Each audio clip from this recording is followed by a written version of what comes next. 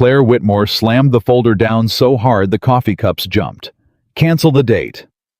The whole floor went silent. 30 employees froze at their desks, and Ethan Carter, a single dad with his kid's drawing still sticking out of his briefcase, just stared at his CEO like she'd lost her mind. Because bosses don't say things like that. Not to a man like him. But here's what nobody in that office knew: Claire wasn't protecting the company. She was protecting something she'd been hiding for 2 long years. And she was about to lose it forever. Before we go further, comment the city you're watching from, so I can see how far this story travels tonight. And if stories about second chances still mean something to you, subscribe and stay with me till the very end. Ethan Carter learned to braid hair at 4:30 in the morning. That was the hour nobody talked about, the hour before the world pretended to be fair. He'd stand behind his 6-year-old Lily in front of the bathroom mirror, his big, clumsy fingers pulling 3 strands of hair together, while she wiggled and hummed and complained that Daddy did it too tight. "Hold still, Peanut. You're pulling."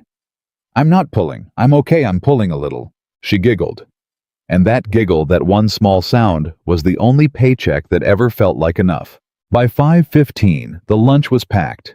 By 5:40, the homework folder was checked and signed with a signature that still looked, after all these years, like a man forging his own name. By 6 o'clock, he had Lily at the neighbor's Mrs. Alvarez, who watched her until the school bus came, and Ethan was on the train into downtown Chicago with a coffee stain already on his shirt because life did not wait for you to be ready. He was 35. He looked 45. And on the good days, he felt about 80. At the office, one of the biggest tech firms in the city, glass and steel, and people who smelled like ambition. Ethan Carter was invisible. That was not an accident. That was a survival strategy. Invisible men don't get laid off first. Invisible men don't get asked why they left at 5 sharp on Thursdays. Invisible men keep their heads down, do the work of 2, and go home to the only person who ever really needed them. "Carter," a voice behind him. "You're in early." He turned. Devlin from accounts holding a donut like a trophy. "Some of us have to be," Ethan said. "How's the kid?" "She's good. Lost a tooth." "Tooth fairy come through." Ethan smiled without his eyes. "Tooth fairy's a little broke this month, but yeah, she came through." That was the whole conversation. That was most conversations. Pleasant, empty, safe. He'd been at the firm 4 years, and for the first 3, he'd never once spoken more than 10 words to the person at the very top of the building. Claire Whitmore, the CEO. She'd taken over the company at 31 and turned the doubters into believers inside of 18 months. People said she was ruthless. People said she was a machine. People said a lot of things about a woman who ran a room full of men twice her age and never once raised her voice to do it. Ethan didn't think she was a machine. He thought she was tired. He recognized it, actually, the specific tiredness of a person who couldn't afford to let anyone see them tired. He knew that face because he wore it every single morning at 4:30. But that was as far as it went. She was the sun. He was a guy in the mailroom of the solar system. Then, one Tuesday, everything shifted a 1/4 of an inch, and a 1/4 of an inch is all it ever takes. His department got restructured, and Ethan Carter, Invisible Man, was suddenly reporting directly to Claire Whitmore.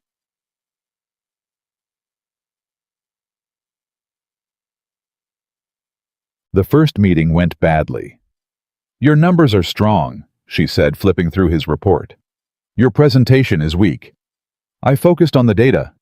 The data doesn't sell itself, Mr. Carter. People do. You buried your best finding on page 9. I didn't want to oversell it." She looked up at him then, and it was the first time she'd really looked at him. "You don't like selling?" "No." "Why not?" He almost gave her the safe answer, the invisible answer. Instead, something in him, maybe the exhaustion, maybe the honesty of a man who no longer had the energy to perform, said, "Because I spend all day being sold a version of my own life I can't afford. I'm not real interested in doing it to somebody else." The room went quiet. He thought he'd just ended his career. Claire set the report down, and for 1 second, Just one, the CEO mask slipped, and underneath it was a person. That, she said slowly, was the most honest thing anyone has said to me in this building all year. He didn't know what to do with that, so he did nothing. Fix page 9, she said, mask back on. You're dismissed. After that, the small things started. He didn't notice them as a pattern at first. Nobody does. That's how kindness gets under your skin, one splinter at a time. The night Lily ran a fever and he was up till 3 a.m., he came into work looking like a ghost. A cup of black coffee appeared on his desk. No note. He assumed it was Devlin. The week he had a parent-teacher conference and had to leave at 2, he expected a fight. Instead, a calendar invite got quietly moved so he wouldn't miss anything. And then there was the birthday, Lily's 7th birthday. He hadn't told a soul at the office. Why would he? But that afternoon, a small box sat on his desk. Inside was a set of colored pencils, the good kind, the artist kind, the kind he'd looked at in a store 2 weeks earlier and put back because $40 was $40. There was a note in handwriting he was starting to recognize. Every kid who draws deserves the good ones. C.W. He stood at his desk holding that box for a long time. How did she know Lily drew? How did she know it was her birthday? How did she know about the pencils? He told himself it was just management. Good CEOs knew their people. That's all this was. He told himself that for a long time. Not everyone bought The Invisible Act. She's got a thing for you, Devlin said one afternoon, leaning on Ethan's cubicle wall. Who, you know who, Whitmore, Ice Queen. She never leaves handwritten notes for anybody, ever. I've been here 9 years. She's my boss, Dev. I'm just saying what I see. Then stop seeing things. Devlin held up his hands. All right. But when it blows up, remember I told you first. He wandered off toward the donuts, and Ethan sat there jaw tight telling himself Devlin was an idiot. Because that was the safe thing to think. And Ethan Carter had built his entire life on the safe thing.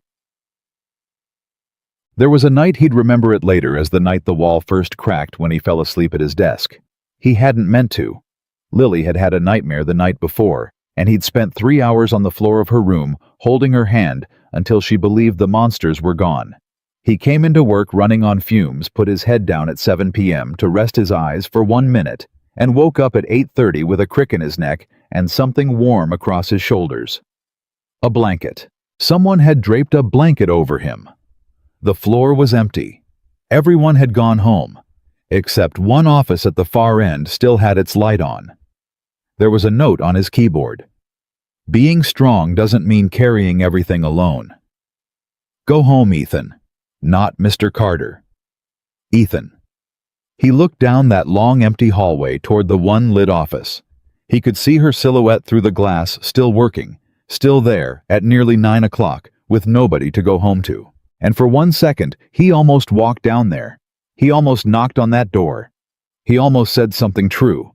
Instead, he folded the blanket, left it on her assistant's desk, and went home to his daughter. Because his daughter came first. His daughter always came first. That was the one rule he could never break, no matter what warm thing was quietly growing in the corner of his chest. His friend Marcus had been on him for a year. You gotta get back out there, man. I have a kid. You have a kid, not a prison sentence. When's the last time you did something for you? I braided hair this morning. That was for me. That was for Lily, and you know it. Marcus leaned in. Listen, there's a woman, Emily. She's a teacher. She's kind, she's beautiful, she's got her life together, and get this, she likes kids. 1 dinner. That's all I'm asking. Ethan opened his mouth to say no. He'd said no for a year. No was easy. No was safe. But he was tired of safe. He was tired of being a man whose entire existence was a series of duties. Somewhere under the exhaustion was a person who used to want things, and that person was getting very quiet, and Ethan was suddenly sharply afraid of the day he'd go completely silent. 1 dinner, he said. Marcus grinned. 1 dinner. Emily was everything Marcus promised. She was warm. She laughed easily. She asked about Lily and actually listened to the answers, not the way people pretend to listen, but the way people do when they mean it. She told a story about a kid in her class who'd tried to hide a frog in his desk, and Ethan laughed. Really laughed for the first time in longer than he could remember. "You seem surprised you're having a good time," she said. "I am. Sorry, that's rude. It's honest. I like honest." She smiled. "You've got a whole world behind your eyes, Ethan Carter. I'd like to see some of it." He should have felt something crack open. A woman like this saying a thing like that? This was the moment men wrote about. The second chance. The fresh start. And he did feel something. But it wasn't quite the thing he was supposed to feel. He drove home that night trying to name it and couldn't. Emily was wonderful. That was the truth. She was kind and lovely, and she'd looked at him like he was worth looking at. So why at a red light on Damen Avenue was he thinking about a blanket and a note and a handwriting he'd know anywhere? Bah, he should have gone straight home. Instead, and he'd never fully explained this to himself, he swung by the office. He told himself he'd left his good jacket, told himself it'd take 2 minutes, told himself a lot of things. The building was dark, except for one floor, and one office. Claire Whitmore was still there. Alone. Nearly 11 o'clock on a Friday night, surrounded by documents, her heels off under the desk, her hair down for once, looking less like a CEO, and more like a person who had nowhere to be and no one waiting. She looked up when he came in surprised. "Ethan, what are you doing here?" "Forgot my jacket." He grabbed it off his chair, held it up like proof. "Told you, nothing exciting." She almost smiled. "You're dressed up for a Friday." He looked down at himself. Shirt with no stain for once. Good pants. "Yeah, He hesitated. And then because he was an honest man, and because some part of him wanted to see what she'd do, he said it. "I actually went on a date tonight." The words landed in the quiet office and just sat there. Claire's expression didn't change. That was the first thing he noticed. It didn't change at all, and something about the effort of it not changing told him everything. "A date," she repeated. "Yeah, Marcus set me up. First one in a long time." "That's good." She looked back down at her documents. "That's good, Ethan. You deserve that." "She's a teacher." He should have left. His jacket was in his hand.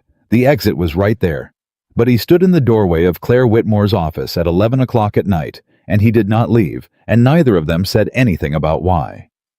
Finally she looked up. Was she everything you hoped for? There was something under the question. He heard it and pretended he didn't. "She's nice," he said. A beat. "Nice." Claire set down her pen. "You went on your first date in years, and the word you picked was nice." "She is nice. She's great, actually. Kind. Funny. Good with kids." "Then why do you look like a man reading a menu for a restaurant he's not hungry for?" That stopped him cold. Because that was exactly it. That was the thing he hadn't been able to name for 2 hours in the car, and she'd named it in one sentence, in 7 seconds without even trying. "I don't know what you mean." He lied. Claire stood up, slowly. She came around the desk, and the space between them got smaller, and Ethan Carter, invisible man, safe man. Man who braided hair at 4:30 and never wanted anything for himself. Felt his heart start to pound like he was 17. "Nice isn't the same as knowing you," she said quietly. "Claire." She met a man in a good shirt at a nice dinner. Her voice was steady, but there was something underneath it now, something raw pushing up through the cracks. She met the Ethan you let people meet, the polite one. The one who says he's fine when nobody's fine. The one who says his date was nice. "That's not fair." "No," she agreed. "It's not fair. None of it's fair." She was close now. Close enough that he could see her hands were trembling just slightly. This woman who never trembled in front of anyone. "I've watched you for 2 years, Ethan. 2 years. I saw you fall asleep at your desk because your little girl had a nightmare and you sat on her floor all night." I saw you put back the pencils in that store on Wabash because $40 was too much for you, but not for her. I saw you cry in your car in the parking garage on the anniversary of the divorce and then wipe your face and walk into a 9 a.m. meeting like nothing happened and give the best presentation in the room. He couldn't breathe. You saw that? I see all of it? Her voice broke on the last word. I've seen the man you are when you think nobody's watching. And that man Ethan, that man is worth 10 of any polished guy in a nice shirt at a nice dinner. And she doesn't know him. She can't. She just met him tonight. Claire, you're my boss. His voice came out rough. We can't. I know. She closed her eyes. I know exactly what I am. Do you think I don't know? Do you think I haven't told myself every single day for 2 years that this is impossible? That I'm the CEO, that it would look like 100 ugly things? It isn't that I have too much to lose? She opened her eyes and they were wet. I've been so careful. I've been so careful for so long. And then you walk in here tonight in a good shirt and tell me some woman named Emily is nice and I... She stopped. The whole world stopped with her. And you what? He whispered. Claire Whitmore looked at him, not as his boss, not as the ice queen, not as the untouchable woman at the top of the building, but as a person who had been holding her breath for 2 years and could not hold it 1 second longer. She can't love you like I do. The sentence hit the room like a dropped glass. Ethan didn't move. Couldn't. Every safe thing he'd ever told himself, every wall, every rule, every 4:30 morning of duty and denial, all of it just stood there, exposed in the light of the one office that never turned off. You don't mean that, he said. It came out weak. It came out like a man trying to hold onto a door in a flood. I have never, Claire said, meant anything more in my entire life. And there it was, out loud, unable to be taken back. The most powerful woman he'd ever met standing 3 feet away with tears on her face, having just handed him the one thing he was least equipped to hold. He thought about Lily. He thought about Safe. He thought about the woman named Emily who was kind and lovely and easy, and how much simpler his whole life would be if he could just want her the way a sensible man was supposed to. And then he thought about a blanket and a box of pencils and a note that said, "Being strong doesn't mean carrying everything alone."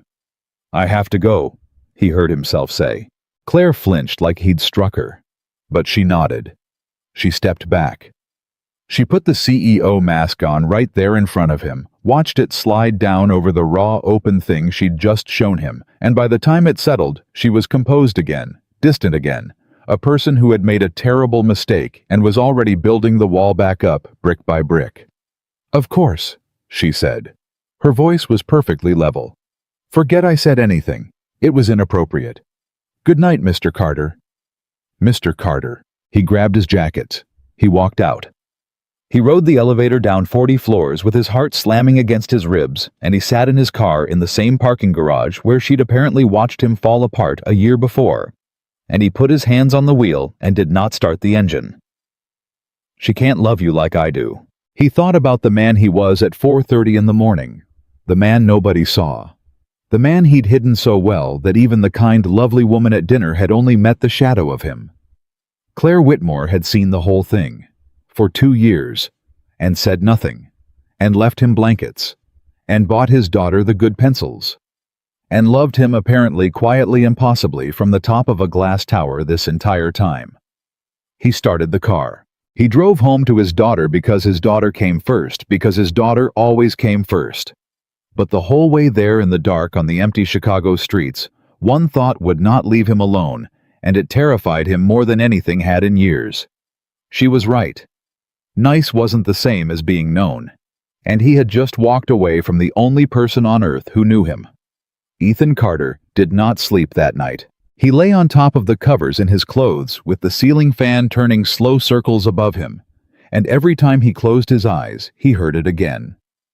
She can't love you like I do. 5 words. He'd built a whole fortress of a life out of never wanting things, and Claire Whitmore had walked up to it in her bare feet, with her hair down, and said 5 words, and now there were cracks in the walls he couldn't unsee. At 4:30, the alarm went off the way it always did. He got up. Because that was the thing about being a father. The world could end at 11 o'clock at night, and at 4:30 in the morning, there was still a lunch to pack. Lily padded into the bathroom, rubbing her eyes, while he stood behind her at the mirror, 3 strands of hair between his fingers. "Daddy, you look tired." "I'm always tired, Peanut." "No, extra tired." She studied his face in the mirror, with the terrifying honesty only a 7-year-old has. "Did you have a bad dream?" His hands paused on her hair. "Something like that." "You can sleep in my bed if you're scared. I don't mind." And that small offer, that tiny kindness from a child who had no idea her father's whole life had just cracked open, that almost did him in. He bent down and kissed the top of her head, and breathed her in the smell of kid shampoo and sleep, and he thought, This is the whole reason. This is why I don't get to fall apart." "I'm okay, baby," he said. "Hold still. You're wiggling. You're pulling." "I'm barely pulling." She giggled, and the ordinary machinery of the morning carried him forward, the way it always did, because it had to, because there was no other option, because a man like Ethan Carter did not get the luxury of standing still.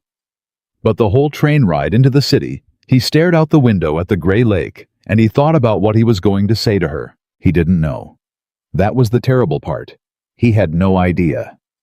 By the time the elevator doors opened on the 42nd floor, he'd rehearsed 100 versions and thrown out all of them. He walked toward his desk with his jaw set ready for anything, an apology, an awkwardness, a conversation neither of them wanted to have. He was not ready for what he actually got, which was nothing. It was Claire Whitmore walked past his desk at 8:15 in a charcoal suit with her hair up and her CEO face on, and she said, "Morning, Mr. Carter. I need the revised Q3 projections by 11." And she kept walking, and she did not slow down, and she did not look back. Ethan sat there. Mr. Carter, like nothing had happened. Like she hadn't stood 3 feet from him with tears on her face and handed him her entire heart. Like the whole night had been something he'd dreamed on top of his covers with the fan turning. And somehow that was worse. That was so much worse than any awkwardness could have been. Because it meant she'd already decided. It meant she'd taken the rawest, most human thing he'd ever seen from her, and she'd folded it up and locked it away, and she was going to spend every day from now on pretending it had never existed. "Projections by 11, he said to her back. "Got it." She didn't answer. The glass door of her office closed behind her. He turned back to his monitor and stared at a spreadsheet he could not read, and Devlin rolled his chair over with a coffee and a knowing look. "So," Devlin said. "Don't. I'm just saying, you look like a man who saw a ghost." "I look like a man who didn't sleep." "Uh-huh." Devlin sipped his coffee. "You know she was here till almost midnight last night, cleaning crew told me. Just her all alone up in that corner office. Woman's married to this place." He shook his head. "Sad if you ask me. All that money, all that power, nobody to go home to." Ethan's hands went still on the keyboard. "Nobody to go home to," Devlin said again, half to himself, and rolled his chair away, and had no idea none what he'd just done to the man he left behind, because Ethan had watched her put the mask back on last night. He'd seen it slide down over the raw thing underneath, and he'd told himself it was just professionalism, just a woman being reasonable, just the CEO doing the smart thing. But nobody to go home to stuck in his chest like a splinter and would not come out. He got the projections done by 10:45. He walked them into her office himself, which he didn't have to do, which he could have emailed, and he knew he didn't have to do it, and he did it anyway. "Projections," he said, setting them on her desk. "Thank you." She didn't look up. "Claire?" "It's Ms. Whitmore in the office. Mr. Carter." Still not looking up, her pen moving steadily across a document. "You know that." "Right." He stood there. "It's just about last night." Her pen stopped. For 1 second, the whole office held its breath. "There's nothing about last night," she said quietly. And now she did look up, and her eyes were perfectly composed and perfectly empty, and it was the loneliest thing he'd ever seen. I was overtired. I said something unprofessional. It won't happen again. Let's both do ourselves the enormous favor of forgetting it. What if I don't want to forget it? The words came out before he could stop them. He watched them land. He watched something flicker behind her eyes, fast there and gone like lightning miles away. You have a daughter, Claire said. Her voice didn't change at all, and that steadiness cost her something he could see it costing her. You have a life to protect. You have a date on Friday with a nice woman named Emily who is good with kids and uncomplicated and who cannot possibly cost you anything. Be smart, Ethan. The name slipped out and she caught it and her jaw tightened. Mr. Carter, be smart. That's all I'm asking. One of us has to be. And she looked back down at her document, and the conversation was over, and he walked out of her office with his heart pounding, and absolutely no idea whether he'd just been rejected or protected, or both at the same time. So, the thing about Claire Whitmore was that she was very, very good at building walls. She'd had to be.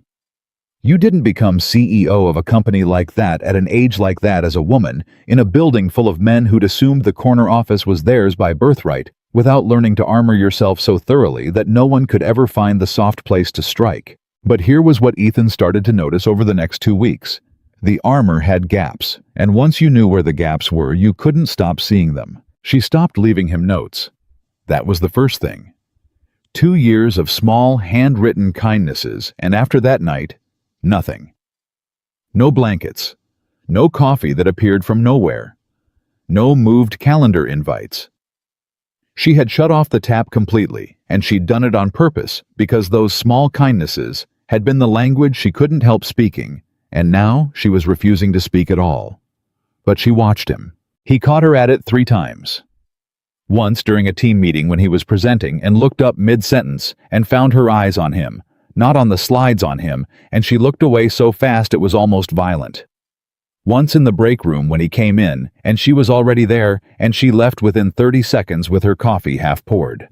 And once, worst of all, when Lily called the office because Mrs. Alvarez was running late, and a 7-year-old was scared and alone, and Ethan took the call at his desk in a low, urgent voice. It's okay, baby. I'm calling right now. You're not in trouble. Stay by the phone.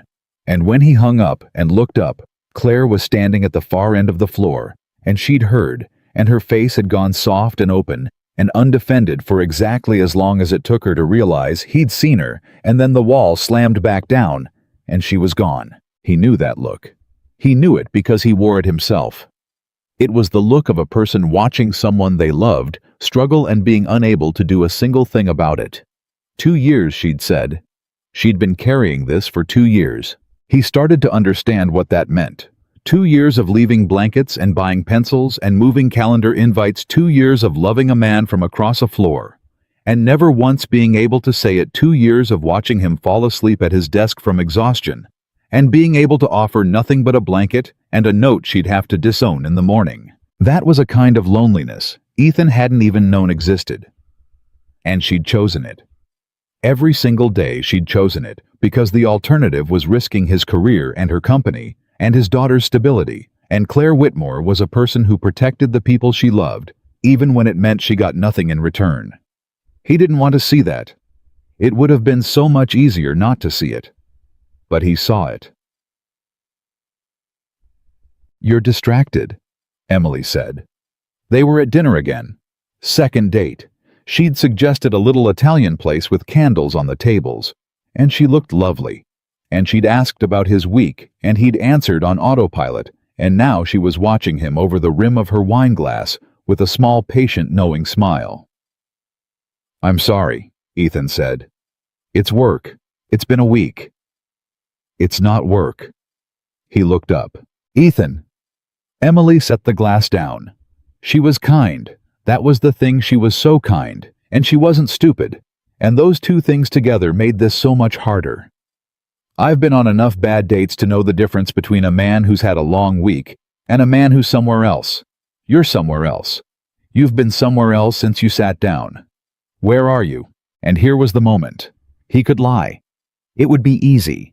She'd believe him because she wanted to. He could take the safe road, The sensible road, the road any reasonable man would take straight toward the kind woman with the candlelit smile who was good with kids and would never ever cost him anything. "There's someone at work," he said. Emily went very still. Nothing's happened," he said quickly. "Nothing's happened, I swear. But there's someone. And I didn't know it until last week, and I don't know what to do about it, and it's not fair to you, and I'm sorry. You deserve someone who's actually here." Emily was quiet for a long moment. Then, to his complete surprise, she laughed softly, sadly, without any meanness in it at all. "The CEO," she said. Ethan's stomach dropped. "What? Marcus told me you worked directly for Claire Whitmore, and you just got a look on your face when you said someone at work that I have never once seen you get about anything else." She shook her head slowly. "God, of course it's her. Of course it is." She wasn't angry. That was the worst part. She just looked a little tired and a little rueful, and mostly like a woman who'd figured something out. "Does she know? She?" He stopped. "It's complicated." "That's a yes." "Emily." "No, it's okay." She reached across the table and put her hand over his, and it was such a gentle, generous thing to do that it made his chest ache. "Ethan, listen to me. You're a good man. I could tell that within 10 minutes of our first date. You're a good man and a good father, and any woman would be lucky to have you." She squeezed his hand and let it go. "Which is exactly why you shouldn't be sitting here with me pretending when there's a woman out there you get that look about. Life's too short. I've wasted enough of mine on men who were somewhere else. I'm not going to be the reason you waste yours. He didn't deserve her being this kind about it. He said so." "Probably not," Emily agreed and smiled. "But I'm doing it anyway. Go figure out your CEO, Ethan Carter, and if it doesn't work out," she picked her wine back up, "don't call me. I'm a catch and I know it." He laughed, and it came out shaky, and she smiled at him one last time, and that was the end of Emily, the nice woman, the safe road, the sensible choice. She walked out of the restaurant with her head high and her dignity fully intact, and Ethan sat alone at the candlelit table and understood that he'd just burned down the one exit he'd been keeping in reserve. Now there was only Claire, and Claire had built a wall. Bulb. He tried the next day. He waited until the floor had cleared out, until it was just the two of them and the cleaning crew somewhere down the hall, and he walked to her office and knocked on the glass door. "It's open," she said, not looking up. "I ended it," he said, "with Emily, last night." Her pen stopped. She looked up slowly, and for a second, just a second, he saw the hope flare in her eyes, wild and undefended, before she caught it and crushed it. "That's your business," she said. "Not mine." "Claire, Ms. Whitmore." "I'm not calling you Ms. Whitmore right now." He stepped into the office. He closed the door behind him. He watched her notice him close. It watched her go still. "You told me she couldn't love me like you do. You said you'd meant it more than anything in your life. And then the next morning, you looked me in the eye and told me to forget it. And you've spent 2 weeks looking at me like I'm on fire and then running out of every room I walk into. So I'm here. Emily's gone. There's no date to protect me from anymore. Say it again. Right now. To my face. And if you can look at me and tell me it wasn't real, that you were just overtired, then I'll believe you, and I'll walk out and I'll never bring it up again." Claire stood up. He watched her walk around the desk the way she had that first night. He watched the space between them shrink. And he watched her come right up to him close, closer than a CEO should ever stand to an employee, and look up into his face with her jaw set and her eyes bright, and he was so sure she was about to say it, so sure she was about to close the last of the distance. "You have no idea what you're asking me to risk," she whispered. "Then tell me. If this gets out, and it will get out, everything gets out. Do you know what they'll say about you? Not about me. I'll be fine. I've survived worse. About you." Her voice cracked on the word. "They'll say you slept your way up. They'll say every good number you ever put up was because the boss was in love with you. They'll take everything you've built with your own two hands, everything you earned at 4:30 in the morning while the rest of them were asleep, and they'll turn it into a dirty joke. And your daughter. She stopped, her breath catching. Your daughter will grow up, and someday she'll be old enough to hear the joke, Ethan. That's what I'm protecting. That's what I've been protecting for 2 years. Not the company. Not my reputation. You and her. And I will not be the thing that takes down the best man I've ever known. And there it was. The real wall. Not pride, not ice, not the untouchable CEO who cared about numbers and not people. The wall was made entirely of love, a love so careful and so self-denying that she'd rather spend her whole life alone in a glass tower than let one bad rumor touch a single hair on his head or his daughter's. Ethan's throat closed. "You've been alone this whole time," he said, "because you were protecting me." Claire didn't answer, which was an answer. "Claire, look at me." He reached up slowly, giving her every chance to step back, and he didn't touch her, just held his hand near her face and offer a question. "You don't get to decide that for me. You don't get to spend 2 years alone in the dark, deciding what's best for my life, without ever once asking me what I want." "And what do you want?" Her voice was barely there. "I want to stop pretending," he said. "I'm so tired, Claire. I'm tired all the way down, and you're the only person in 4 years who ever looked at me and saw the whole thing and didn't flinch. Do you know what that's worth? Do you have any idea what that's worth to a man like me?" She closed her eyes. A single tear escaped and ran down her face, and she didn't wipe it away. "We can't," she whispered. "Say you don't want to. Not we can't. Say you don't want to, and I'll go." Silence. The cleaning crew's cart rattled somewhere far down the hall. "I can't say that," Claire said finally, so quietly he almost didn't hear it. "God help me, Ethan, I can't say that, because it would be a lie, and I'm so tired of lying." For one suspended moment, they just stood there, inches apart, two exhausted people who'd each spent years carrying something alone finally close enough to set it down. And then her office phone rang. They both jumped. Claire stepped back like she'd been burned. She turned away, wiped her face fast with the back of her hand, put the mask on in one practiced motion, and picked up the phone. "Whitmore." A pause. Her spine straightened. Her whole demeanor changed. "When?" Another pause. "I'll be there in 20 minutes. Don't say anything to the board until I get there." She hung up. "I have to go," she said, not looking at him, already gathering her things. There's a situation. I have to go, Claire." "Not now, Ethan. Please. Not now." She grabbed her coat. And at the door she stopped, her hand on the glass, her back to him. "For what it's worth," she said so low he had to strain to hear it. "Walking away from you every single day is the hardest thing I do. And I do it because I love you. Remember that. Whatever happens next, remember that I did it because I love you." And she was gone. Whatever happens next. He stood alone in her office and had no idea what she meant. He'd find out soon enough. The situation, it turned out, was the merger. Ethan didn't get the full picture for another 3 days, and he got it in pieces, the way you always get the important things, a fragment from Devlin, a memo that said, "Too little, attention," that spread across the 42nd floor like a change in air pressure before a storm. The company was being acquired, or merging. The words people used kept shifting, depending on who was doing the talking, and that itself told you something was wrong.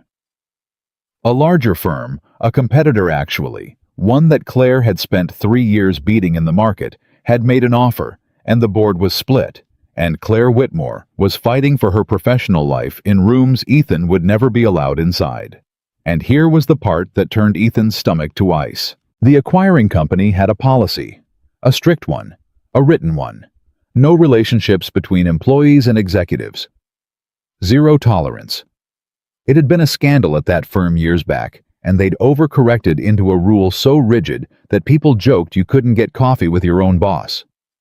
If the merger went through, and if anyone so much as whispered that the CEO of the acquired company had feelings for one of her direct reports, it wouldn't just be embarrassing. It would be grounds to void the entire deal. It would be grounds to blame the collapse of the merger. A merger the board wanted, a merger worth a fortune, a merger that would save hundreds of jobs on Claire Whitmore's personal life. On Ethan. Now I understand, he thought, standing at his desk with the memo in his hand and his blood gone cold. Now I understand what she meant. Whatever happens next, she'd known. When she'd stood in that office and told him she loved him and then said, remember that whatever happens next, she'd already known the merger was coming. She'd already done the math. She'd already seen the trap closing. And she was going to walk into it alone.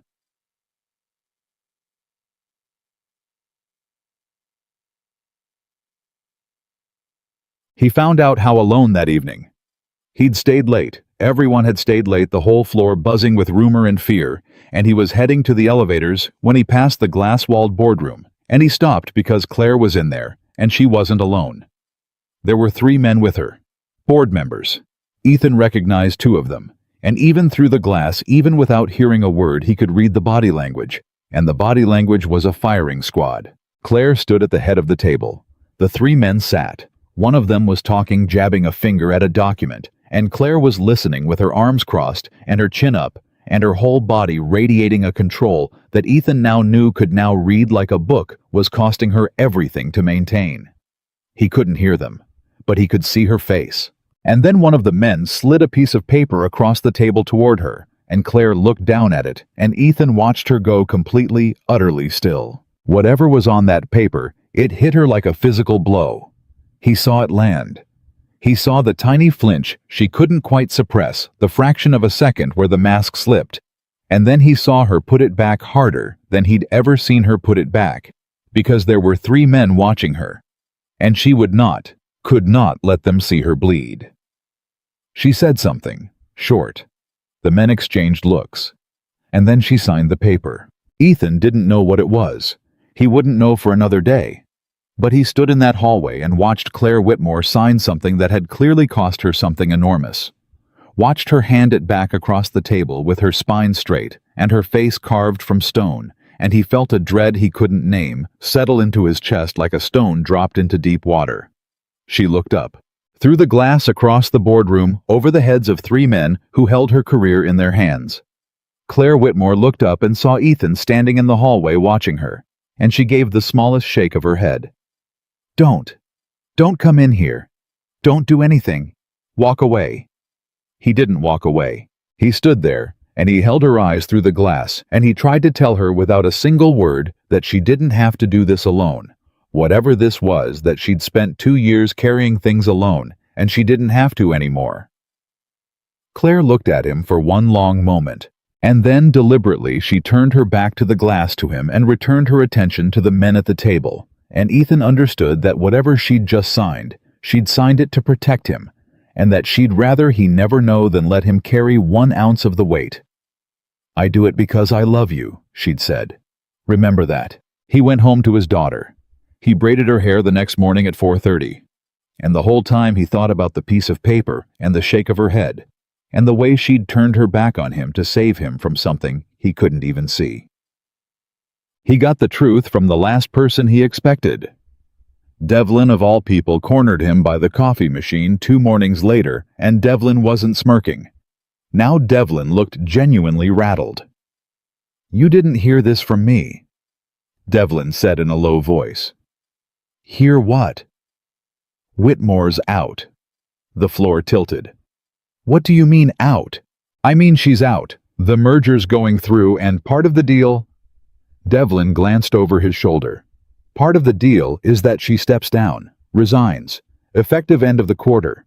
The acquiring company wanted her gone, said the 2 of them couldn't have 2 CEOs, said her leadership style didn't fit their culture, whatever that means. Board caved.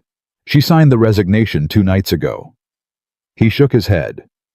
3 years she runs this place like a genius, beats these exact guys in the market over and over, and they buy the company just to fire her. It's a hit job, man. It's a straight-up hit job. Ethan couldn't speak. She signed the resignation 2 nights ago. The paper. The paper slid across the boardroom table. The thing that had hit her like a blow. The thing she'd signed with her spine straight and her back turned to the glass. She'd signed her own resignation.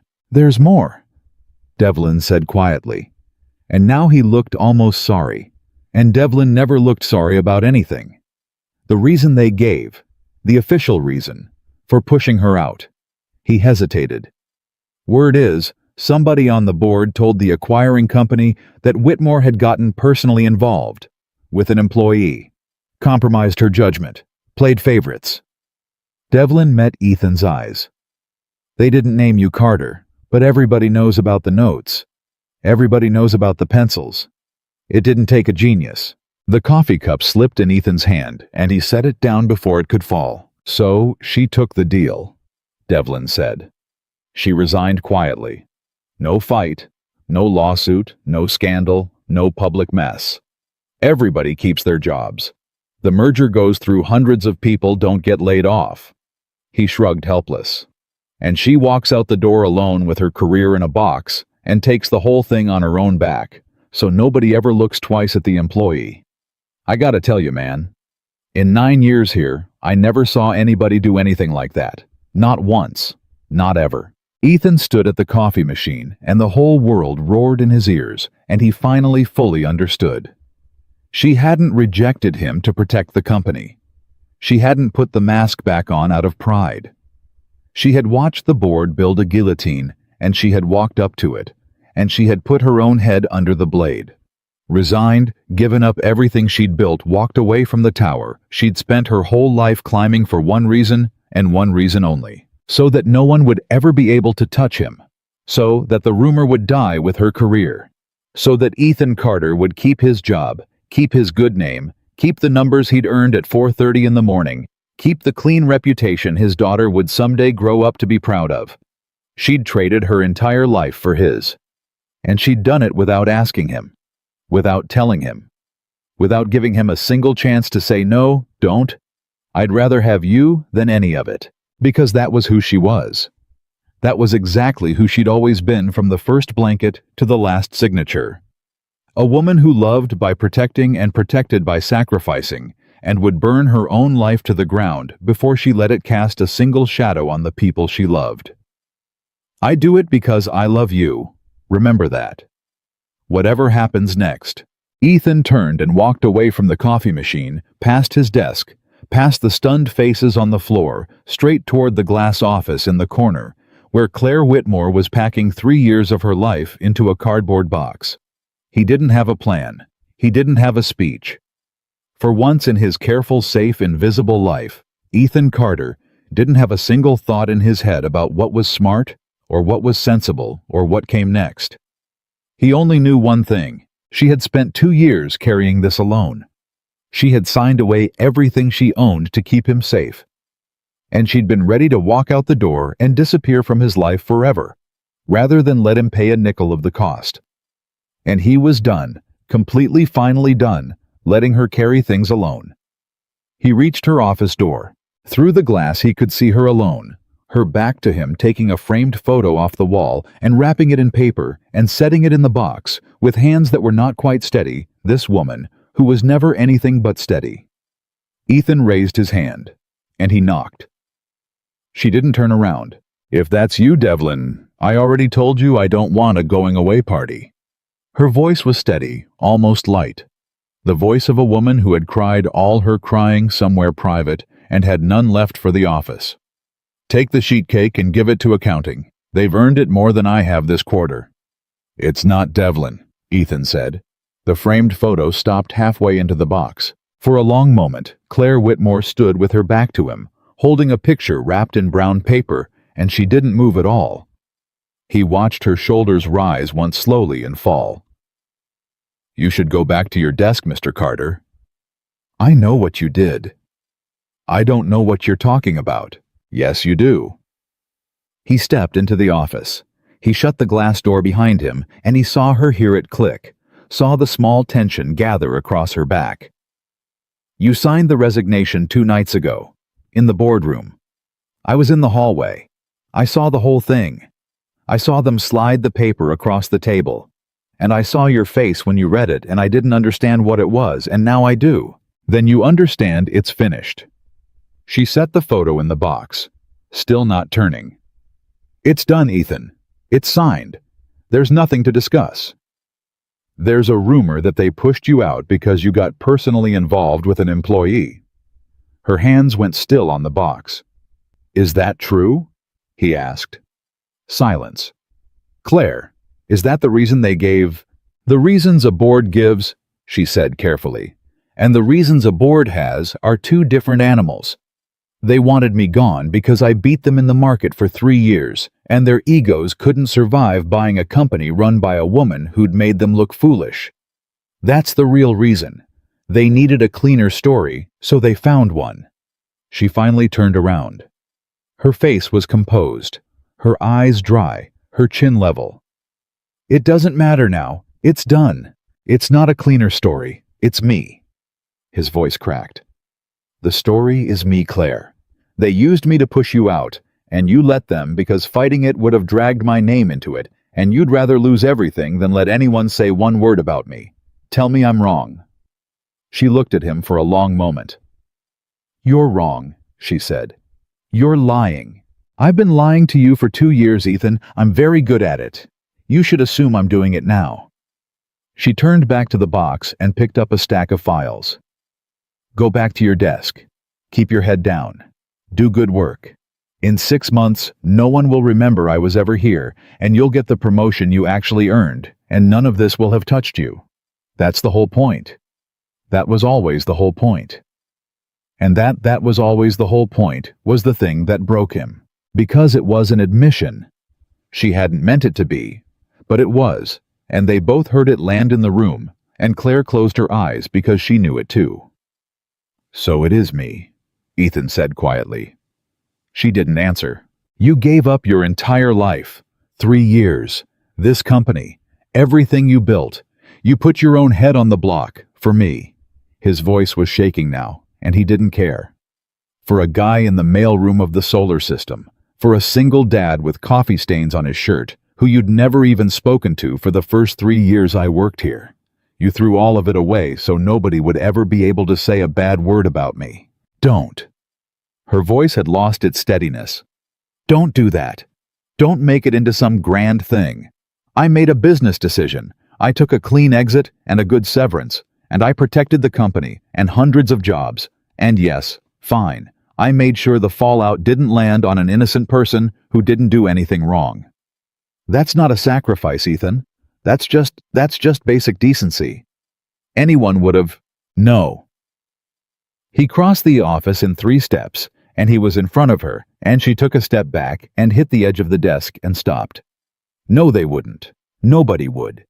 Devlin's been here 9 years, and he said he's never seen anyone do anything like this in his life. Nobody does this. Nobody burns down their own life to protect somebody who can't do a single thing for them in return. Nobody. Except you. Ethan. 2 years. He was close now, close enough to see her breathing change.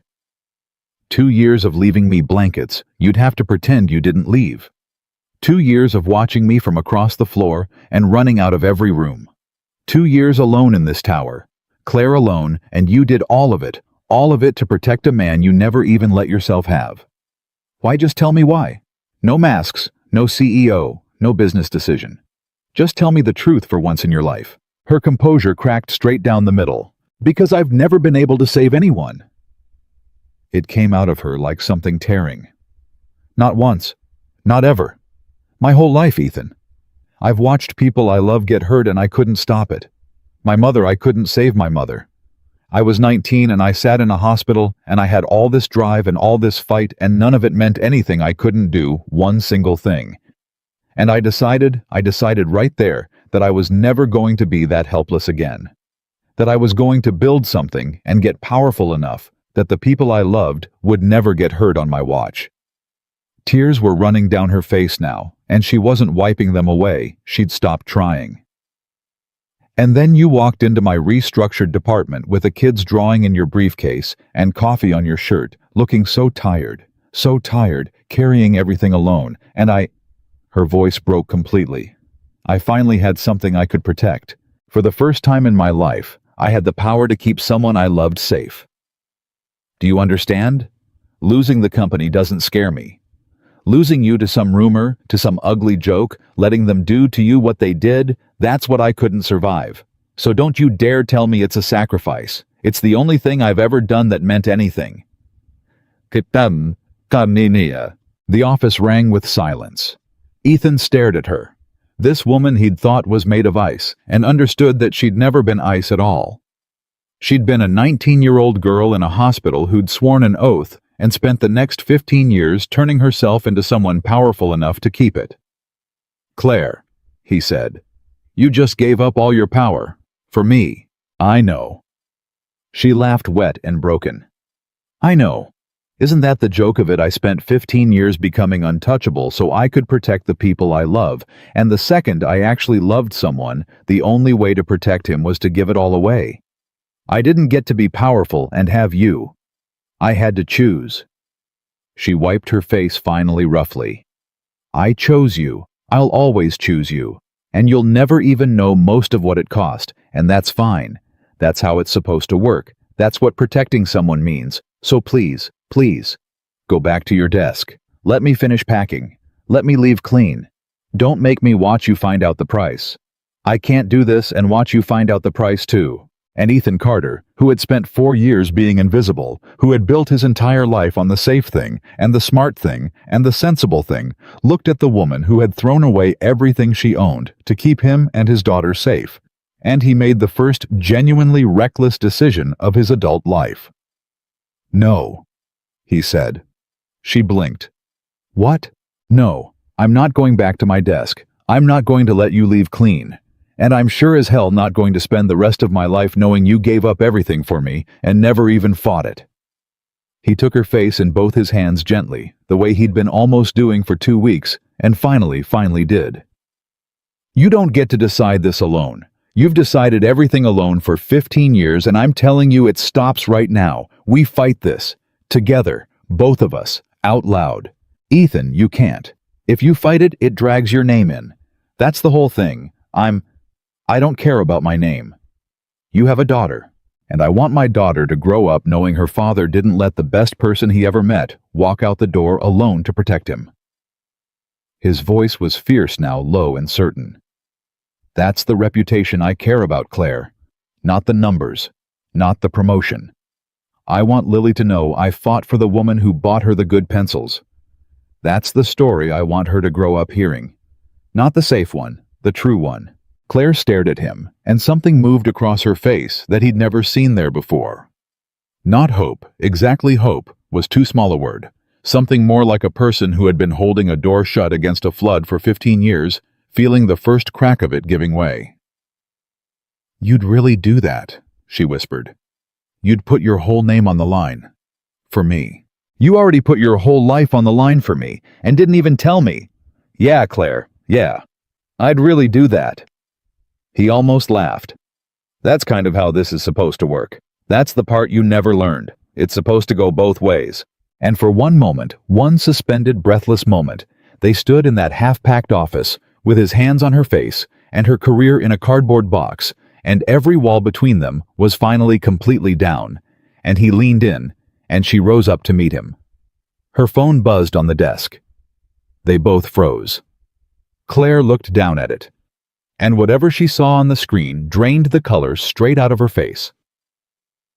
What? Ethan said. What is it? It's Harrington. Her voice had gone flat and cold. The acquiring CEO. He wants to see me. Now. Tonight. In the building. So, tell him no. You already signed. It's done, you said so yourself. He's not coming to talk about the resignation. Claire looked up at him, and there was something in her eyes now that scared him more than the tears had. Ethan, if Harrington's coming here in person at night off the record, he's coming because something's changed. And the only thing that would make him come in person is if he found out the deal has a problem. Her jaw tightened. The only problem this deal has is us. The blood went cold in Ethan's veins. You think somebody told him. I think somebody on my own board told him more than I signed away. I think he knows it's not just a rumor. I think—" She stopped. "I think he's coming to make sure. And if he confirms it, if he can prove the CEO of the company he's buying was actually involved with an employee, he doesn't just push me out quietly. He voids the whole deal for cause. No severance. No clean exit. And the collapse of the merger, the hundreds of jobs, the shareholders, all of it gets blamed publicly on me. And on you. By name." "Then we tell him the truth," Ethan said. "Nothing happened. We never—" "You closed the door, Ethan." He turned and looked at the glass door he'd shut behind him. At the two of them alone in her office after hours, standing inches apart, with the marks of tears on her face. "Oh," he said quietly. "Yeah." Claire was already moving, already gathering herself, the mask sliding back down, but different this time, harder, a woman going into battle instead of into hiding. "There are cameras on this floor. There's a log of who badged in tonight. And there is a very powerful man on his way up here right now who would love nothing more than a reason to torch this deal for cause and blame it on the woman who embarrassed him in the market for 3 years." She looked at Ethan. "You need to leave. Right now. Take the freight elevator, not the main one. Badge out. Go home to your daughter and do not come back tonight. No matter what, do you understand me? I'm not leaving you to face him alone." "Ethan," I said no. He set his jaw. "I'm done leaving you alone. I told you that 30 seconds ago, and I meant it. If he's coming up here to blow up your life, then he can do it with both of us in the room. You don't understand what he's capable of. Then tell me on the way." He grabbed his jacket off the chair where he'd thrown it. "Because I'm not going anywhere, Claire, so you'd better spend the next 5 minutes telling me exactly what we're walking into instead of trying to get rid of me." Claire looked at him, and for 1 second, underneath the fear and the fight, there was something almost like wonder. "You really aren't going to let me do this alone," she said. "Not tonight. Not ever again. Get used to it." The elevator chimed down the hall. Someone was coming up. Claire's whole body went still. And then she moved fast, decisive, the CEO, who'd walked into boardrooms full of men twice her age and made them listen. She grabbed Ethan's arm and pulled him back from the glass out of the direct sightline of the hallway. "Okay," she said low and fast. "Okay, here's what you need to know. Harrington doesn't lose. Ever. He didn't buy this company for the market share he could have gotten that a dozen ways. He bought it to erase me. To take the thing I built and put his name on it and make sure everyone knew he won. Pushing me out quietly wasn't enough for him. He wanted a reason, a dirty reason, something that would let people say I didn't lose to a better man. I lost because I couldn't keep it professional." Her eyes were bright and hard. "If he can prove there's something between us, he gets everything he wants. He gets to void the deal on his terms. Keep the pieces he likes for pennies when the stock craters, and walk away as the man who exposed the woman who wasn't as untouchable as everyone thought." "So, the whole thing," Ethan said slowly, "the merger, the resignation, all of it, it was never really about the company. It was about destroying you. It was always about destroying me." Her mouth twisted. "I just didn't realize until 2 days ago that he'd figured out how to use you to do it. That's when I signed. The second I understood you were the weapon he was going to use, I signed the resignation to take the weapon out of his hands. If I was already gone quietly of my own choice, there was nothing left for him to expose. No CEO to catch in a scandal. Just a woman who'd already left." She shook her head bitterly. "But if he's coming here tonight, it means signing wasn't enough. It means he doesn't just want me gone, he wants me ruined, and he's found a way to do it anyway." The footsteps were in the hallway now, measured, unhurried, the footsteps of a man who knew he'd already won. "Claire," Ethan said quickly, quietly, "whatever he says in there, whatever he threatens, I need you to know something first, in case there's no time after. Ethan, I love you."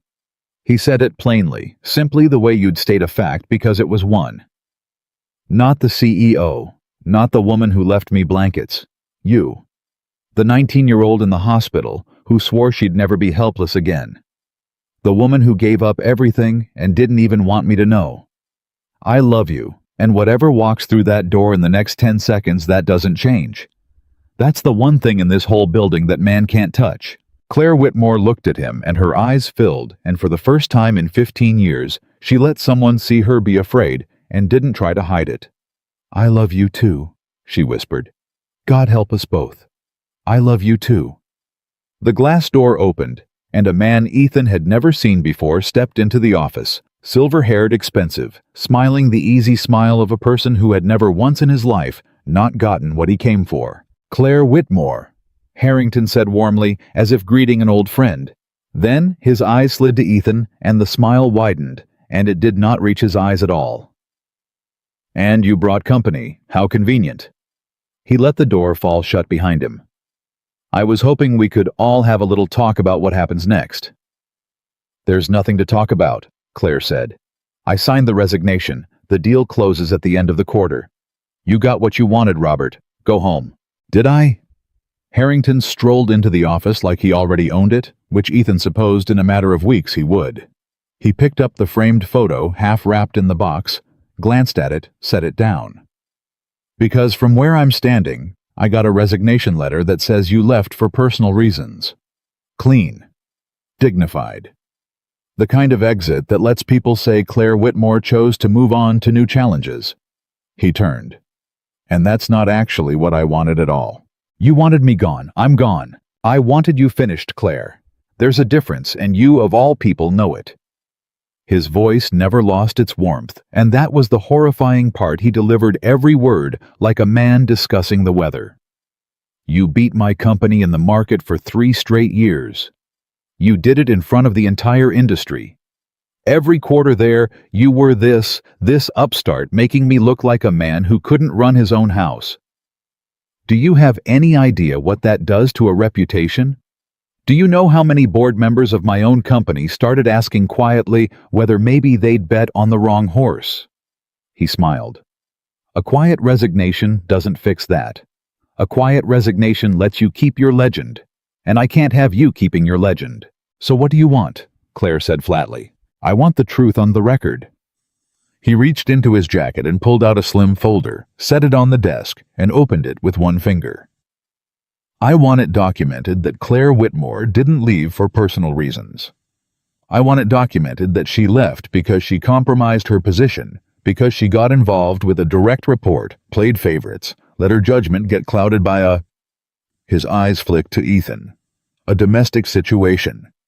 I want the story to be that the great Claire Whitmore lost her company, not because I beat her, but because she couldn't keep her personal life out of the boardroom. He tapped the folder. Sign this. An amended statement. And this all goes away quietly for you, better severance, a non-disparagement clause, the works. Refuse, and I void the entire merger for cause publicly, and the reason I give the press and the shareholders will have this man's name in it. Ethan felt the floor drop out from under him. You can't. I can, son. I very much can. Harrington didn't even look at him. There are cameras on this floor. There's a badge log with both your names on it after hours tonight. There's 2 years of handwritten notes she left on your desk that half the office has seen. It doesn't matter what actually happened between you. It matters what a story looks like, and that story looks like exactly what I need it to look like. He slid the folder an inch toward Claire. One signature. Take the blame in writing, or I burn it all down and put his name on the pyre with yours. Your choice. The office was dead silent, and Ethan watched Claire Whitmore's face, and he watched her do the math, and he watched her start to reach for the pen. Because of course she would, because that was who she was, because she would sign anything, admit anything, take any blame in writing, if the alternative was Ethan's name in a headline. Don't, Ethan said. Her hand hovered over the pen. Claire, look at me. Don't sign it. Ethan, if I don't, I know what happens if you don't. He just told us, and I'm telling you not to sign it anyway. He turned to Harrington. Because you're bluffing. Harrington's eyebrow rose amused. Am I? Yeah, you are. Ethan's heart was slamming, but his voice came out steady, and some distant part of him marveled at that, because Ethan Carter had spent 4 years never raising his voice in this building, and here he was squaring off with the man about to own it. You don't actually want to void this merger. You just spent God knows how many months and how many millions putting it together. You've got shareholders expecting it to close. You've got hundreds of employees, your own and hers, whose jobs are riding on it. You said it yourself, you bought this company to erase her legend and put your name on what she built. You can't do that if there's no deal. You blow up the merger, you don't get her company. You just get a lawsuit and a mess and a bunch of very angry shareholders asking why the man who was supposed to be the grown-up in the room torched a done deal over a personal grudge. Ethan took a step forward. You're not going to burn down the thing you spent a year building just to hurt her. You want to hurt her and keep the prize. That's why you need her signature. Because you can't actually afford to do the thing you're threatening. For the first time, Harrington's smile flickered. Just slightly. Just for a second. But Claire saw it. Ethan saw her see it. He's right, she said slowly, and her hand came away from the pen. My God, he's right. You can't void it. You're in too deep. The board on your side would crucify you if you walked away from this deal. Now they've already told their shareholders it's happening. She straightened, and Ethan watched 15 years of the woman who ran boardrooms come flooding back into her spine. You don't have a weapon, Robert. You have a bluff. You came up here at night off the record alone, because if you actually had the power to do what you're threatening, you'd have done it through the board in daylight and made me watch. You came here in person to scare me into signing, because scaring me into signing is the only move you've got left. Harrington's jaw tightened. The warmth was gone from his face now, and what was underneath it was uglier and much more honest. You think you figured it out, he said quietly. You always think you figured it out. That's your whole problem, Claire. You're clever, and you think being clever is the same as being safe. He closed the folder. Fine. You want to call the bluff? Let's find out if it's a bluff. You refuse to sign, and tomorrow morning, I go to your board. Your board, the one that already sold you out once, and I tell them the merger is at risk because of a compromised executive. I don't have to void it. I just have to make them afraid I might. And a frightened board, looking to protect a payday, will do the dirty work for me. They'll investigate. They'll pull the camera footage. They'll interview this man in a room with lawyers. And whether or not they find anything, the story will be out. In the building, in the industry, everywhere. He looked at Ethan for the first time with real attention. And you, son, you'll spend the rest of your career as the guy who slept his way into the CEO's good graces. Every number you ever put up a joke. Every promotion an asterisk. And one day, your little girl types your name into a search bar, and that's the first thing she finds. Ethan's blood turned to ice.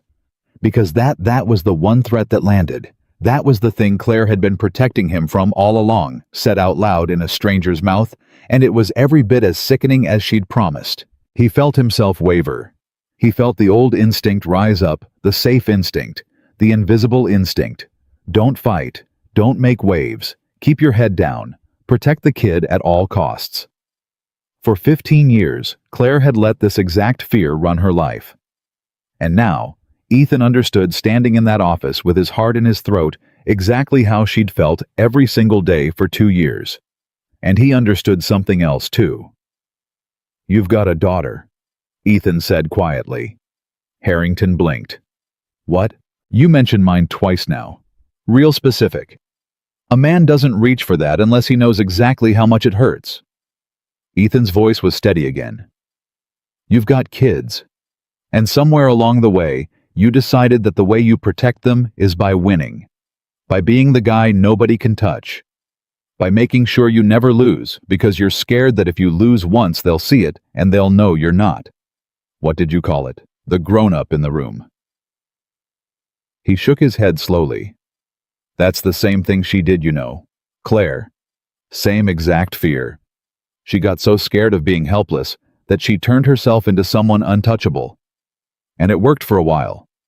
Right up until the day it made her completely alone in a glass office at midnight with nobody to go home to. He held Harrington's eyes. That's where you're headed, Robert. That's the prize. You win and you win and you win, and one night you look up and there's nobody in the room. Take it from her. She'll tell you. It's not worth what you paid for it. The office was absolutely silent. Harrington stared at him, and something moved behind the older man's eyes. Something Ethan couldn't read. Something that might have been anger, and might have been recognition, and was probably both. You don't know anything about me, Harrington said. But his voice had changed. No, Ethan agreed. I don't. But I know that whole speech you gave about her legend, about her making you look bad, about your board, asking if they bet on the wrong horse. That wasn't a man talking about business. That was a man who's been scared for 3 years. You didn't buy her company because it was a good deal. You bought it because you couldn't stand losing to her, and now you're standing in her office at night trying to make her sign a piece of paper that says she lost because of a man, instead of admitting the truth. Ethan's voice dropped. Which is that she beat you fair for 3 straight years, and it's eating you alive, and no signature on earth is going to fix that. That's enough, Harrington snapped. Is it true, though? I said that's enough. And there it was, the crack.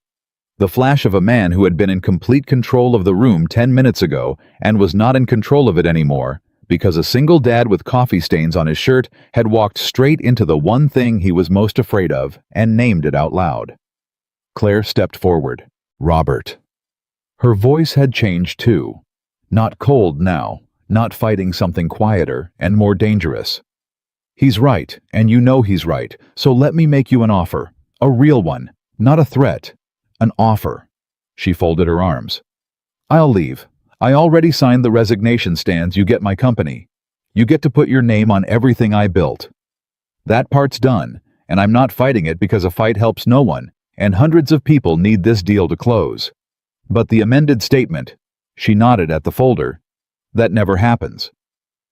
There is no story about a compromised executive. There is no investigation, no camera footage, no interview with lawyers, no headline with his name in it. You leave him completely out of it. And in exchange, I give you the one thing you actually want and can't get for yourself. Harrington's eyes narrowed, which is, I endorse you. Claire said it evenly, and Ethan saw the cost of it move across her face and then get swallowed. Publicly. Warmly. I stand up at the transition announcement and I tell the entire industry that I'm leaving my company in the hands of a man I respect, that Robert Harrington is exactly the leader to take it into its next chapter, that I couldn't imagine handing it to anyone better. Her jaw tightened. I give you your legend, Robert. The one you couldn't buy. The great Claire Whitmore on the record saying you're the better man. That's worth 100 times more to you than some grubby story about an affair that never happened. And you know it. The silence stretched out. Ethan looked at her and understood what she was doing, and it broke his heart because she was doing it again, sacrificing, trading, giving away the last valuable thing she had, her own dignity, her own truth. The public acknowledgement that she'd won all to keep his name clean. She'd give this awful man the credit for beating her, would stand up in front of the whole industry and lie and call him the better leader, and she'd do it without hesitating because it cost only her, and Ethan had come out of it safe. No, Ethan said. They both turned to him. Ethan. Claire said, low warning. This is the deal. Let me make the deal. No, not this one. He looked at Harrington. She's not going to stand up and tell the world you beat her. Because you didn't. And I'm not going to stand here and watch her lie about the one true thing she's got left just to keep my name out of a paper. He turned to Claire. You've spent 15 years giving pieces of yourself away to protect people. Your mother, this company, me. And now you want to give away the truth itself. And I told you an hour ago I wasn't going to let you do this alone anymore, and I meant it. He faced Harrington again. Here's the real deal. The only one on the table. You take the merger, it's done, it's signed. You've got her company, congratulations. You leave her name clean and mine out of it entirely the way she asked. And in exchange, he took a breath. We don't tell anyone what you did tonight. Harrington laughed sharp and surprised. What I did tonight? You came to a private office after hours alone off the record, To blackmail a woman into signing a false confession by threatening a subordinate she cares about. You brought a fabricated statement and tried to coerce a signature. Ethan's voice was flat and certain. I don't know a lot about business, Robert. I'm a guy in the mailroom of the solar system. You'd know the type. But I know that everything you just threatened to do to us, the story, the fear, the headline, you can only do it if it's her name that's dirty. The second it's your name attached to blackmail and coercion, you've got the exact same problem you're trying to give her. And your board, and your shareholders, and the press. You were so eager to get to ask a very different question. He tilted his head. So how about this? Nobody's name gets dirty. Not hers, not mine, not yours. The deal closes clean. She leaves with her legend and her dignity, and you get everything you actually paid for, which was her company. And you and I both walk out of here having decided quietly like grown-ups that some things aren't worth the cost of winning. Nobody spoke. Harrington looked at Ethan for a long, long moment. And slowly the anger drained out of his face, and what was left was something almost like exhaustion. The exhaustion of a man who had been fighting for so long, he'd forgotten what he was fighting for. You'd really do that, Harrington said quietly. You'd trade the chance to expose me to protect her for nothing, for no advantage to yourself at all. That's kind of the whole point, Ethan said. That's the thing you forgot and she almost forgot and I only just figured out myself. You don't protect the people you love by winning. You protect them by being willing to lose for them and not needing anything back. He glanced at Claire. She taught me that.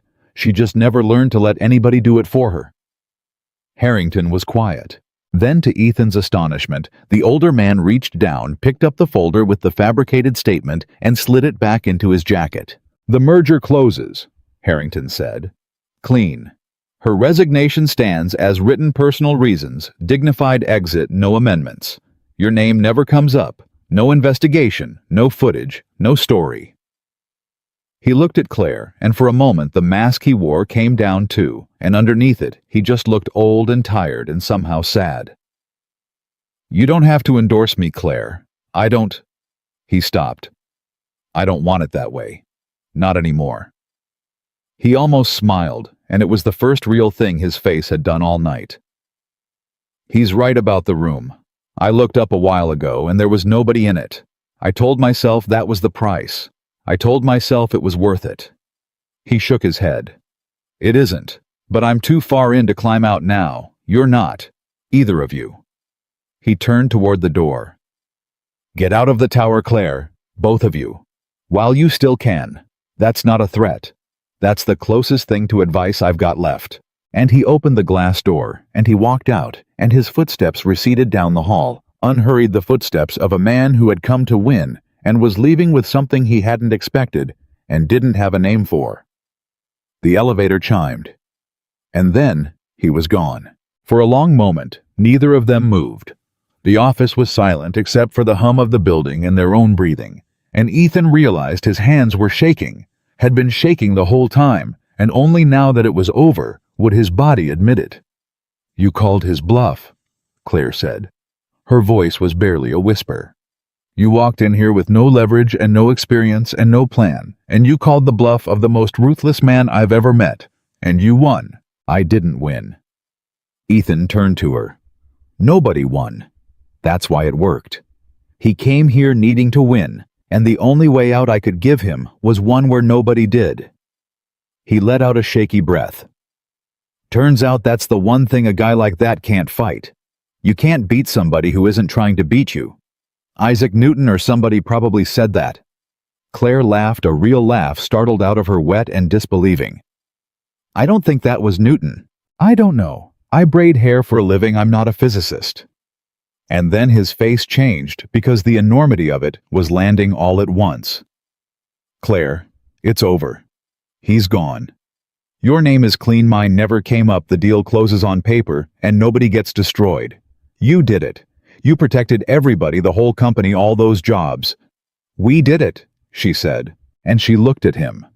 This woman who had spent 15 years never once letting anyone stand beside her, who had walked into every boardroom alone, and left every one of them alone, who had signed away her entire life 2 nights ago, rather than let anyone share the weight. "We did it," she said again, softer, and this time she let herself hear it. "God, I don't even know how to do this. I don't know how to let someone—" Her voice cracked. "I've been alone in this for so long, I don't remember how to not be." "You'll learn." Ethan reached out and took her hand, and this time neither of them pulled away, and no phone rang, and no door opened, and no one was coming up the elevator. "We've got time. That's the thing nobody told us. We finally got time." Claire looked down at their hands, then up at his face. "And the woman who ran boardrooms, who beat titans in the market, who turned herself untouchable, so the people she loved would never be hurt on her watch." Claire Whitmore leaned her forehead against Ethan Carter's chest in a half-packed office at nearly midnight, and let someone hold her up for the first time since she was 19 years old in a hospital hallway. "I gave up the company," she said into his shirt. "I know. I don't have a job anymore. I built my whole self around that building, Ethan, and it's gone. I don't know who I am without it." "Yeah, you do?" He rested his chin on the top of her head. "You're the woman who bought a stranger's kid the good pencils. You're the person who leaves blankets. You've always known who you are, Claire. You just spent 15 years so busy protecting people that you never let yourself be her." He smiled into her hair. "You've got time to figure it out now. And you don't have to do it alone. That part's over. I promise you that part is finally over." She was quiet for a moment, and then muffled against his chest in a small voice he'd never heard her use, she asked the question that undid him completely. "Ethan, what happens now?" And Ethan Carter, single dad, invisible man, the guy in the mailroom of the solar system who had just talked a Titan out of destroying the woman he loved, held her a little tighter and thought about his daughter asleep at home, and the empty chair at their kitchen table, and the good pencils and the blankets, and 2 years of quiet love that had asked for nothing and given everything. "Now," he said, "you come home, and meet the kid who's been using those pencils." She didn't come home that first night. Ethan wanted her to. He'd stood in that half-packed office with her hand in his, and meant every word about the empty chair and the good pencils, but Claire had pulled back gently and shaken her head and said, "Not like this. Not at midnight, exhausted, both of us still shaking. Your daughter deserves better than a stranger stumbling into her kitchen at 1 in the morning, looking like she survived a war." She'd almost smiled. "Let me do it right, Ethan. Let me meet her the way she deserves to be met, in daylight, when I've slept.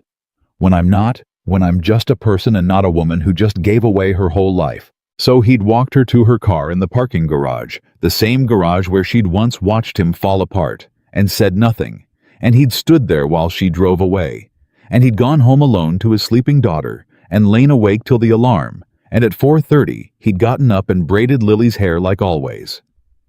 "Daddy, you're smiling," Lily said, watching him in the mirror. "Am I?" "Yeah, weird smiling. Like when I get a gold star but bigger." She squinted at him. "Did you get a gold star?" And Ethan, 3 strands of her hair between his fingers, thought about the woman who'd driven away in the dark, and the man who'd walked out of that tower defeated, and everything that had cracked open, and everything that had finally been set down. "Something like that, Peanut," he said. "Something like that." He didn't tell her yet. It was too new, too big, too fragile. You don't hand a 7-year-old a thing that could still break.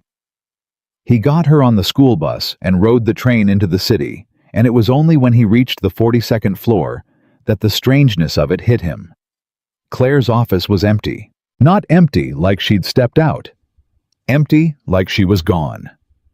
The box was gone off the desk. The photos were gone off the wall. The whole corner where Claire Whitmore had run a company for 3 years was just clean glass and bare surfaces, and the ghost of a person who had left. "She badged out at midnight and didn't come back," Devlin said, appearing at his elbow with a coffee and an expression Ethan had never seen on him before, something almost reverent. "HR sent the announcement an hour ago. Effective immediately. She's not even working out the quarter, just gone." He shook his head. "The whole floor's a graveyard. You'd think somebody died." "Somebody didn't die, Dev," Feels like it, though. Devlin was quiet a second. You okay, man? You look, I don't know, different. I'm okay. And the strange thing was, he was. For the first time in longer than he could remember, Ethan Carter was standing in that building, and he wasn't tired all the way down. He was scared, and he was uncertain, and he had no idea what came next, but he wasn't alone in it anymore, and that changed the whole weight of everything. I'm actually okay, Dev. His phone buzzed. A text. From a number he'd known for 2 years, and had never once used for anything but work. Is your daughter free Saturday? I'd like to meet her. Bring her to the park on Montrose, the one with the good swings. I'll bring nothing but myself. C. He read it 3 times, and then he texted back one word. Yes. The 3 days until Saturday were the longest of his life. He didn't tell Lily who they were meeting. He just said a friend of Daddy's wanted to come to the park, a friend who'd been very kind to them for a long time without them knowing it. And Lily, who at 7 had already decided that most of Daddy's friends were boring, asked the only question that mattered to her. Is she nice? Ethan thought about a blanket over his shoulders, about a box of pencils, about a woman who'd given up everything she owned and hadn't even wanted him to know. She's the nicest person I've ever met, he said.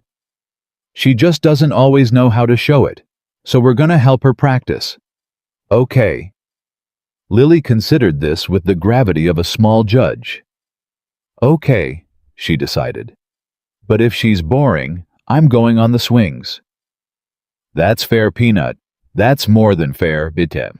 Claire got to the park early. He could tell she'd been there a while because she'd worn a path in the grass near the bench pacing, and the moment he saw her from across the playground, his heart did something complicated. Because this wasn't the CEO. This was a woman in jeans and a soft gray sweater, no armor, no heels.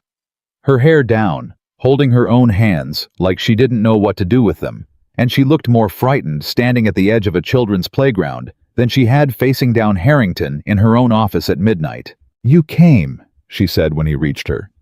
I wasn't. I told myself you might not. I said yes. People say yes. Her eyes went past him to the small figure holding his hand, and Ethan watched Claire Whitmore, who had never once in his experience been at a loss for words, go completely utterly speechless. Lily looked up at her. Claire looked down at Lily, and for one terrible, endless second, nobody said anything, and Ethan's whole heart was in his throat, because this was it. This was the thing that mattered more than the company or the merger or any of it. This was his daughter, and there was no calling a bluff on a 7-year-old. There was no clever speech that could make a child like someone. Then Lily tilted her head and said, You're the pencil lady. Claire's breath caught. The what? The good pencils, the $40 ones. Daddy said they were from a friend at work, but he had a weird face when he said it, so I knew he was fibbing. Lily said this with the devastating matter-of-factness of a child who missed nothing.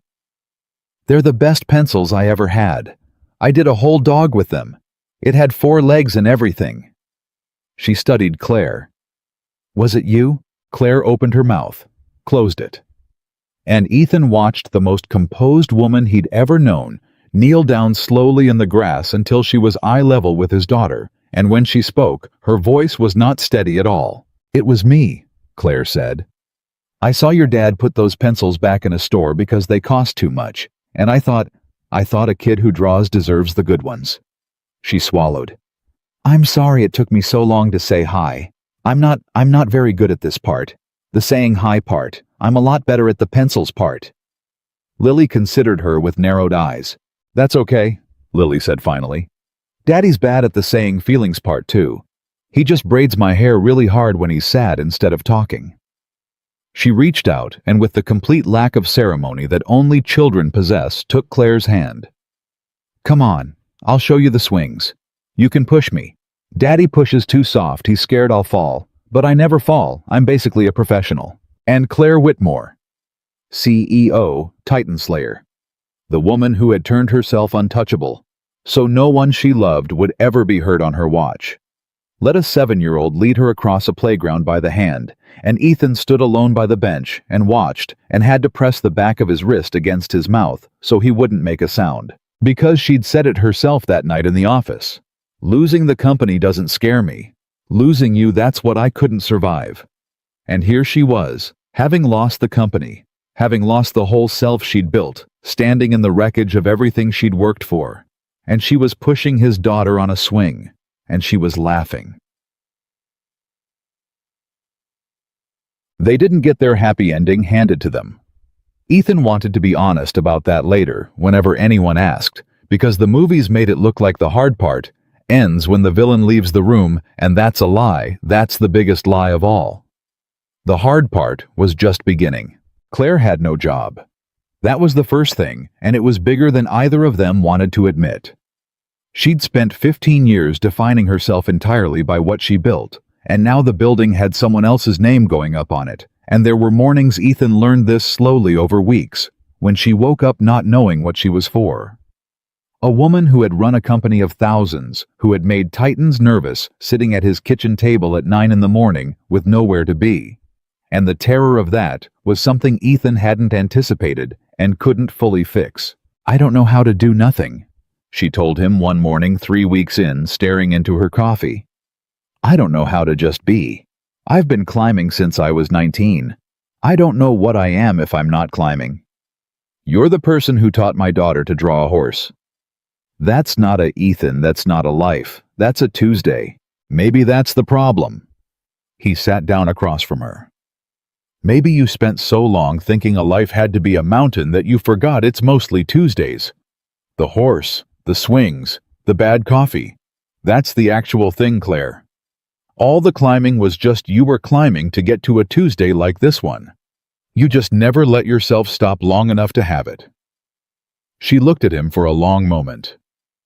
"When did you get wise?" she asked. "I braid hair at 4:30 in the morning. You've got a lot of thoughts at 4:30 in the morning." She laughed, and it was a little easier that time. And Ethan learned that this was how it went. Not one grand healing, but 1,000 small ones. A woman relearning how to be a person, one Tuesday at a time, and him beside her, and Lily orbiting them both like a small, determined moon. There was a night about 2 months in when it almost fell apart. Claire had gotten a call, an old contact, a headhunter, a firm on the coast that wanted her to run everything bigger than her old company, more money, more power, the mountain to end all mountains. And Ethan watched her take that call in the other room, and he watched her face when she came back. And he knew the way. You know that a door had opened, and on the other side of it was the entire self she used to be. "You should take it," he said before she could speak. Because he loved her, and because that's what love does. It holds the door open even when it's terrified of what's on the other side. "Claire, it's everything you built yourself for. It's the whole mountain. You should take it. Lily and I will figure it out. We'll make it work. I'm not going to be the guy who clips your wings." Claire stared at him, and then to his complete bewilderment, she started to cry. Not sad crying, something else, something overwhelmed. "You don't get it," she said. "You still don't get it. You just told me to take the biggest job in the country. You'd let me leave. You'd rearrange your whole life, your daughter's whole life, to let me climb a mountain because you think that's what would make me happy." She wiped her face. "Ethan, do you have any idea how long I waited for someone to say that to me? To just want me to have the thing. Not want it for themselves through me, not resent it. Just want me to be happy, even if it cost them."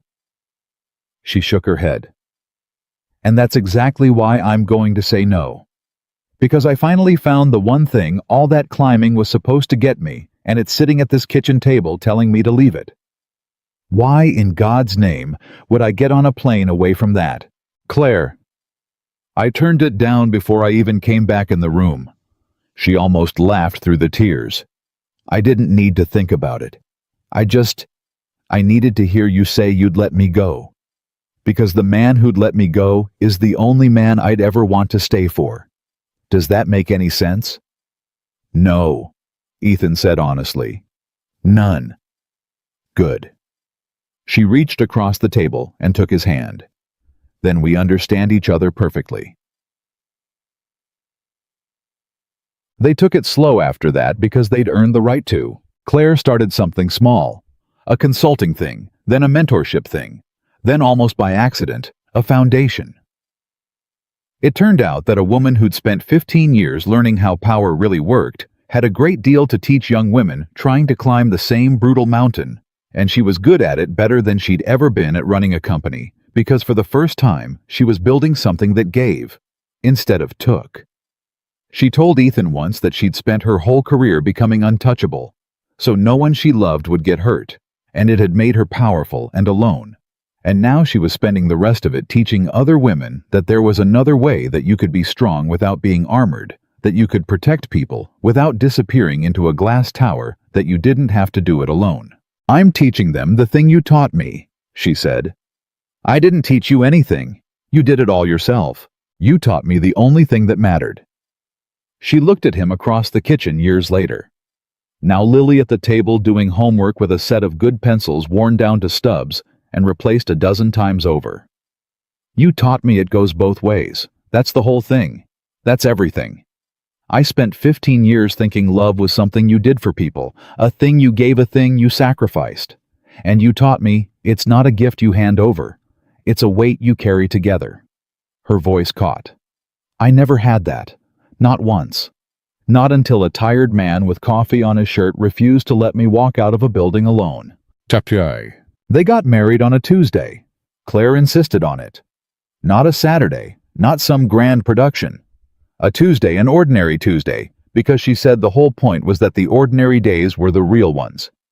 The Tuesdays were the mountain, and Ethan didn't fully understand it until he was standing there watching Lily Nine, now gap-toothed and fierce and holding a bouquet like a weapon, walk Claire down a short aisle in a small room full of the only people who mattered. Devlin came. He cried the whole time and pretended he didn't. Emily sent a card. "Told you to go figure out your CEO," it said. "Named my new frog after you. He's very handsome and emotionally unavailable, just like you were. Be happy, Ethan." And Ethan laughed until he had to sit down. And when it came time for the vows, Claire Whitmore, who had faced down boardrooms and titans and the loss of everything she'd built without ever once letting her voice shake, stood in front of a tired single dad and a gap-toothed 9-year-old and could not get through a single sentence without stopping. "I spent my whole life," she said, "trying to become someone who could keep the people she loved safe. And I got so good at it that I ended up with no one left to keep safe at all. Just me in a tower protecting nothing." She looked at him. "And then you two happened. And you didn't need me to be untouchable. You didn't need me to be a titan or a CEO or a mountain climber. You needed me to push a swing and draw a horse and be there on a Tuesday." Her voice broke. "You gave me the one thing all my power never could. You gave me a home. And you didn't ask me to be strong enough to carry it alone. You told me I never had to carry anything alone again." She turned to Lily. "Both of you. I'm not marrying your dad, sweetheart. I'm marrying us. All three of us. That's the deal. That's the only deal I've ever actually wanted." And Lily, 9 years old, looked up at the woman she'd led across a playground by the hand 2 years before and said with the complete certainty of a child who had decided something long ago, "You're staying for dinner, right? Like forever this time." "Forever this time," Claire said. "Good," said Lily. "Because Daddy still braids too hard, and you're way better at it." The whole room laughed and cried at the same time, and Ethan Carter stood in the middle of it, this invisible man, this guy in the mailroom of the solar system, and understood that he was somehow against every safe and sensible thing he'd ever believed about his own life, the luckiest man alive. Years later, when people asked how they met, and people always asked, because it was a good story, and Claire told it better than he did. She never once said he was my employee, or I was his boss. "He was the man who wouldn't let me carry it alone," she'd say. "I'd spent my whole life believing that loving someone meant protecting them by disappearing, giving everything up so they'd never have to carry the weight. And I'd have done it too. I'd have walked out of that building and out of his life, and he'd never have known the half of what it cost me. That's what I thought love was." She'd smile then and reach for Ethan's hand, and Lily, a teenager, now mortified and adoring in equal measure, would roll her eyes from across the room. And then this tired, stubborn, wonderful man chased me down and told me no. Told me I didn't get to sacrifice myself in the dark. Told me it goes both ways. Her voice would soften every time, every single time, no matter how many times she told it. He taught me that the strongest thing you can do isn't carrying everything alone. It's letting someone carry it with you.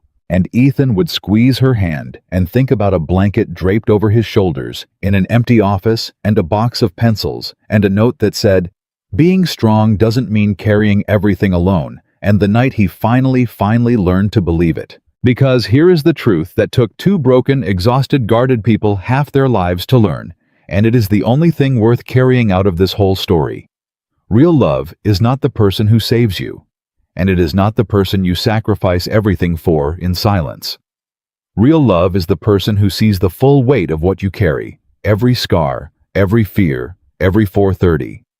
Morning you got up when you had nothing left, and instead of trying to carry it for you or letting you carry it alone, simply steps under it beside you and says, "Not alone. Not anymore. Not ever again." Claire Whitmore spent 15 years becoming strong enough to protect the people she loved. It took a single father with coffee stains on his shirt to teach her that the strongest thing she'd ever do was finally completely let herself be loved back. And she never carried anything alone again.